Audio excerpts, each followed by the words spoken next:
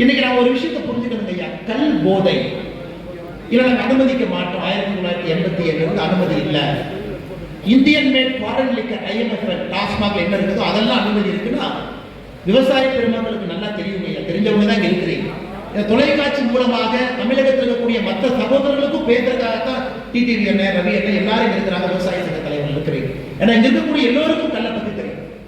என்னதான் கல் எடுத்து நீங்க ஆராய்ச்சி பண்ணாலும் மேக்சிமம் அதனுடைய ஆல்கஹால் கண்டென்ட் 3.8%, 3.8%.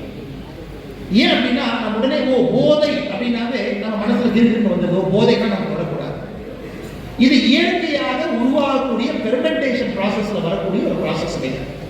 ஈஸ்ட் வந்து உள்ள இருக்கக்கூடிய சுகரை சாப்பிடும் பொழுது பை ப்ராடக்ட் ஆல்கஹாலை விடுது.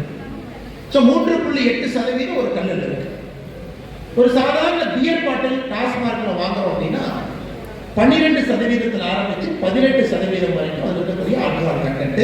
சில பியர் 30% வரைக்கும் ஒரு பியர் இருக்குது இல்லையா.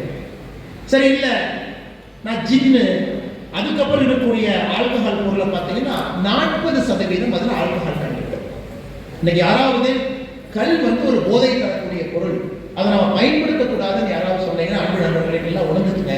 இதுல 3.8% நேச்சுரலி பிரசன்ட் ஆல்கஹால் இருக்கு. அது இயற்கையாக அந்த ப்ராசஸ்ல உருவாகக்கூடியது. அதுல எந்த விதமான யாருக்கும் ஒரு போதையை ஏற்படுத்தக்கூடிய தன்மை இல்லை. உணவுப் பொருள் மதுபானங்களுக்கு 12% பியர் ஆரம்பிச்சு 40%, அது ட்ரிபிள் டிஸ்டிலேஷன். ஃபர்ஸ்ட் டிஸ்டிலேஷன் பண்ணும்போது 64% இருக்குங்க. அதுல இருக்கக்கூடிய ஆல்கஹால் கண்டென்ட் அந்த டிஸ்டிலேஷன் செஞ்சு குறைச்சு அது 40% இப்ப டாஸ்மார்க்ல விற்கக்கூடிய ஒரு மதுபானத்தினுடைய ஆல்கஹால் கண்டென்ட், போதையினுடைய கண்டென்ட் இருக்கு.